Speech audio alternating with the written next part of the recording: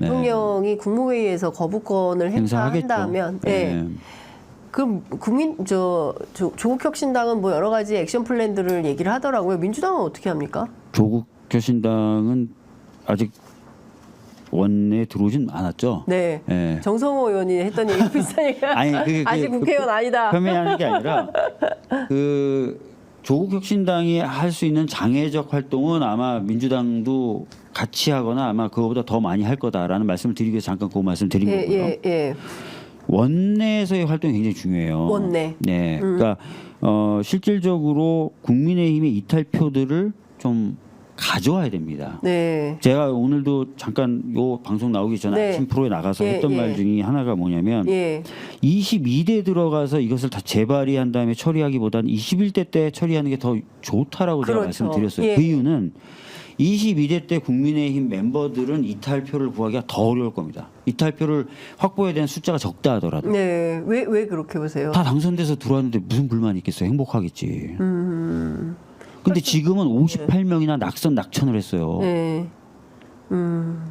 지금 낙선된 분들이 좀 불만이 많겠어요. 네. 이제 당선돼서 들어온 사람이 불만이 많겠어요.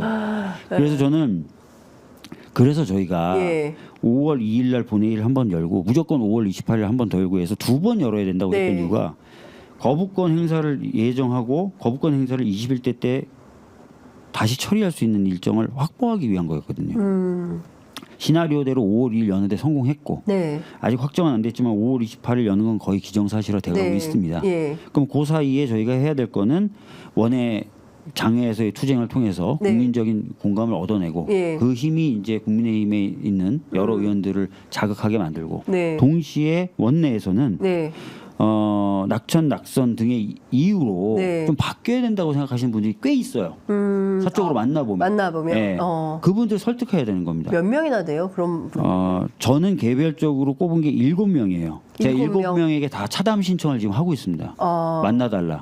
사랑한다. 존경한다. 얼굴 한번 뵙고 싶다. 사랑한다. 존경한다. 뵙고 싶다. 다 7명에 소중하게 전화를 한 대 드리면서 지금 데이트 신청을 하고 있습니다. 제가. 안철수 의원 포함돼 있어요? 다 이제 말씀드리기는 어렵고요. 그래서 만나서 이제 그분들한테 당신 한 표만이라도 양심껏 행사를 해달라라고 얘기를 해야 되겠죠. 그리고 또 재밌는 게 이 제2표결은 재적의 과반수가 출석한 상태에서 출석의 3분의 2가 찬성하면 돼요. 그렇죠. 그러니까 저쪽에 안 와도 저희한테 좋은 거고, 그죠? 와도 무기명 투표예요. 드러나질 않아요. 뭐 찍었는지 몰라요. 뭐 찍었는지 몰라요. 나와서 나는 당연히 반대했지 뭐 이렇게 얘기해도 돼.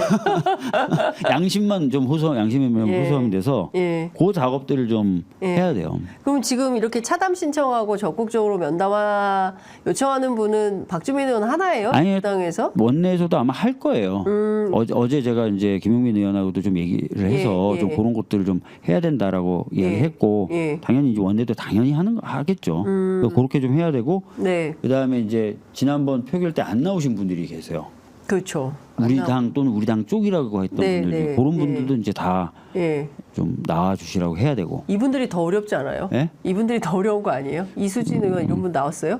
그 사실은 이제 지난번은 과반수 표결만 됐기 때문에 엄청 세게 표를 조직하진 않았어요. 여유 있게 통과했잖아요. 근데 이제는 이제 세게 해야 돼요. 그래서 5월 28일 날 제2의결 때 반드시 통과시켜야 된다는 게 21대 원내의 목표다. 왜냐하면은 아까도 말씀드렸던 대로 22대로 넘어가면 제 생각에는 더 어렵다. 이탈표가 8표만 있어도 되는 걸로 이탈표의 숫자가 요구된 이탈표의 숫자는 줄어들지만 한 표 한 표 구해오기엔 더 어려울 거다. 그 말씀드리고 두 번째는 어차피 22대로 넘어가면 원 구성부터 다시 시작해야 되잖아요. 그다음에 법을 또 재발해야 되고 새로 구성된 원에서 심사해야 되고 그 시간이 또 걸려요. 시간이 없잖아요. 특히 이제 통신기록 같은 경우에는 7월에 이제 끝나는 거 아닙니까? 그것도 그렇죠. 그리고 그 사이에 공수처장이 임명이 되면 공수처가 하는 수사의 물길이 바뀌어요? 혹시 바뀔 수도 있는 거 아닙니까? 그렇습니다. 경우에 따라서는 우리가 그런 것들을 수사기관의 수장이 바뀌면서 결론이 달라지거나 방향이 달라진 수사에 많이 봐왔잖아요. 네, 예. 그러면 안 되지만, 네. 근데 그런 것들을 봐왔기 때문에 그런 리스크를 좀 없이 좀 하려면 21대 때 재입 처리가 되는 게 제일 좋아요. 근데 오동훈 공수처장도 사실은 너무 심각하던데요. 뭐 자기 부인을 무슨 운전기사로 고용을 해가지고. 자유의견실에서 밝히는 거잖아요. 그러니까. 그러네. 네. 예. 그 이런 분이 공수처장 해도 돼요? 그러니까 보니까 뭐 예?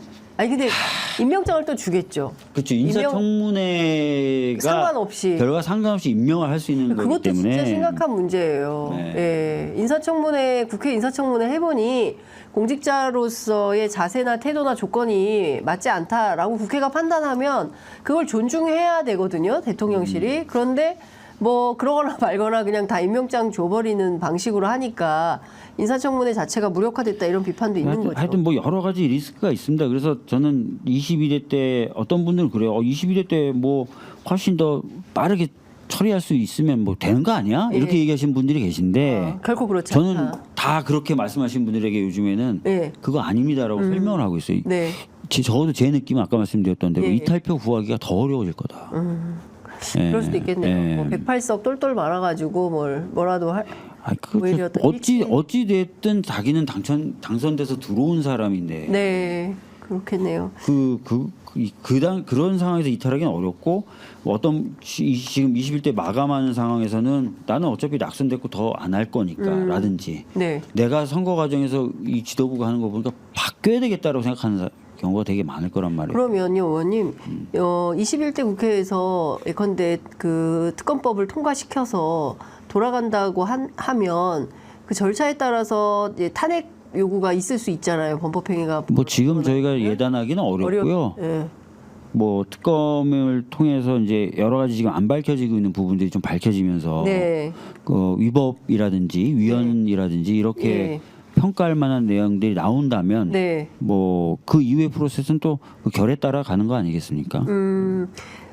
더 어려워질 수 있겠다. 108석이 똘똘 뭉쳐 있다고 한다면 예컨대 탄핵 발의를 민주당에서 한다 하더라도 국민의힘의 협조를 얻어내기가 더 어려워질 수 있겠다. 이렇게 전망하시나요? 뭐 제가 지금 탄핵 얘기를 하기에는 하는 건 아니고 예. 과거 사례만 좀 말씀을 드리면 네. 과거에도 이제 박근혜 대통령 탄핵 때 네. 기억나실 거예요. 처음에는 국회 내부 구성원들의 온도는 그렇게 높지 않았어요. 물론 차가웠어요. 네. 차가운 정도는 아니었고. 아니요. 제가 현장에 있었잖아요. 민주당에서도 그때 원내대표가 우상호 원내대표였는데 네. 오히려 기자들 막 야단쳤어요. 탄핵 얘기 함부로 하면 안 된다. 하여튼 뭐 일반 의원들은 그 정도는 아니었고 네. 뭐 열심히 싸우면서 막 하던 상황이었긴 한데 네. 어찌 됐든 국민들의 그 민도가 더 뜨거웠어요. 그렇죠. 그러면서 이제 광화문을 중심으로 네. 많은 맞습니다. 시민들이 모였고 예. 그 열기가 국회 내로 오히려 들어왔죠. 네. 그러면서 이제 민주당도 변했지만 예. 결정적인 게 그 당시 국민의힘이 새누리당이 예. 이름이 너무 많이 바뀌어가지고 예. 심지어 쪼개지기까지 했잖아요. 맞아요. 예. 그래가지고 이제 탄핵이 완성이 됐는데 예. 실질적으로 108석이 똘똘 뭉치려고 하더라도 네. 이제 예를 들어서 뭐 최혜병 사건에 대한 거부권에 대한 국민적 저항이 굉장히 세다든지 네. 또는 최혜병 특검이 통과됐는데 뭔가 과정에서 네. 이거는 정말 묵과할 수 없는 여러 가지 것들이 나왔다든지 네. 아니면 뭐 여러 가지 계기로 네. 그 뜨거운 그게 이제 생기면 비슷한 과정이 반복될 수는 있겠죠. 뭐 그러니까요. 그냥 과거 사례에 비춰서 말씀드리는 예. 겁니다. 저는. 근데 굉장히 불행한 일이죠. 국민들 입장에서 볼 때는. 그렇죠. 네, 굉장히 불행한 역사가 반복되는 거기 때문에 원하지 않지만 진작에 김건희 여사에 대한 소환 조사 또 최혜병 특검이 발동되지 않을 정도로 무리하게 경로하거나 예. 근데 제가 진짜 2,000명령을 보류하라 이렇게 하거나 제가 안 진짜 됐다면. 답답한 건 크게 보면 두 가지인데요. 예. 하나는 네. 나라의 이제 공적인 기능 중에 사정 기능이라는 것이 굉장히 중요해요. 네. 법과 원칙과 공정 뭐 이런 것들을 세우는 거 아닙니까? 네. 세우는데 보세요. 지금 권익위 같은 경우 명품백 이런 거 전혀 조사를 안 해요. 그래요. 그렇잖아요. 예. 감사원, 대통령실 이전 의혹이나 하여튼 뭐 이 정부에 대한 감사 거의 안 합니다. 네. 아무리 문제 있어도 안 합니다. 얼마 전에 그 대통령실 이전 의혹에 대한 감사 결과 발표 또 연기했잖아요. 네. 그다음에 검찰 예. 수사 안 하잖아요. 네. 경찰 수사 안 해요. 그러니까 사정이라는 기능을 갖고 있는 모든 부처가 네. 특정 인물 또는 특정 그 바운더리 안에 있는 사람 앞에서는 다 무너지고 있어요 지금. 예. 그걸 지금 국민들이 보고 있는 거거든요. 그러니까 이거는 다른 말로 얘기하면 법이라든지 뭐 공정 원칙 이런 것들이 다 무너진 것으로 볼 수밖에 없는 상황이고 네.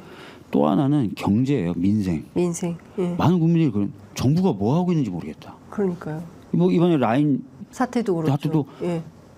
아니 손 놓고 뭐 예, 그냥 손 놓고 있는 거죠. 그러니까 경제와 민생 또는 뭐 산업 육성 예. 이런 거에 대해서 거의 손을 놓고 있다는 느낌을 국민들이 많이 받고 있는 거예요. 네. 이건 보수 일간지에서도 그런 느낌을 받고 있다는 거잖아요. 예. 그렇잖아요. 예. 그러니까 중요한 국가 기능 두 가지가 네. 거의 지금 망가지고 있거나 공백 상태예요. 예. 그러니까 이런 부분에 대해서 아마 국민들이 적잖이 실망하시는 정도를 넘어서 이제 분노하시기 시작하는 것 같고. 그렇죠. 사실 네. 지난 총선에서 드러난 민의가 그거죠. 그렇죠. 이거 도저히 이거 안 되겠다. 그 한겨레 성한용 기자는 파토다 이거. 지난 선거 다시 해라. 대통령 선거 다시 해라라는 뜻이 담겨 있는 거다. 그러지 않고서의 법리학권 192석 이게 나올 수 있는 성적표냐. 정말 윤석열 대통령 반성해야 된다라고 했는데 별로 바뀐 건 없다. 바뀐 기자회견을 해도 그렇고 뭐 최근의 태도를 봐도 그렇고. 이번에 이제 인사를 놓고 보면 네. 확실히 하나도 안 바뀌었고 네. 오히려 더 퇴보하고 있다는 느낌이 들잖아요. 그러니까 사실 검찰 조직 안에 본인의 사법 리스크는 본인이 해결하겠다고 그렇죠. 민정수석 소개하면서 그렇게 얘기했잖아요. 본인이 사법 리스크 있다는 걸 인식하고 있는 거예요. 네. 그리고 그걸 내가 해결해야겠다는 생각도 있는 거예요. 그 다음에 인사를 이렇게 하는 거예요 지금 검찰. 예. 근데 이렇게 해결하겠다는 건, 그러니까 해결할 수 있나요? 본인의 사법 리스크를 본인이 어떻게 해결을 하죠? 아니 뭐 예를 들어서 국회에서 입법하면 거부권이랑 방패로 행사하고. 받고, 그 다음에 검찰은 뭔가 좀 움직이는 것 같으면 다 이렇게 다 헤쳐서 다 버리고 네. 바꾸고 해서 누르고. 예. 뭐 공수처장도 이제 하고. 예. 아니 근데 영원히 그럴 수는 없잖아요. 영원히 자기가 건조해 있을 수는 영원히 그럴 수는 없잖아요. 없죠. 예. 이제 3년밖에 안 남은 네. 거거든요. 그러니까 3년 후에는 그 자리에서 내려오셔야 되는 분인데 영원히 권력을 가진 것처럼 행동을 하면 죄가 더 늘어나는 거 아닌가요? 그런 걱정이 좀 생깁니다.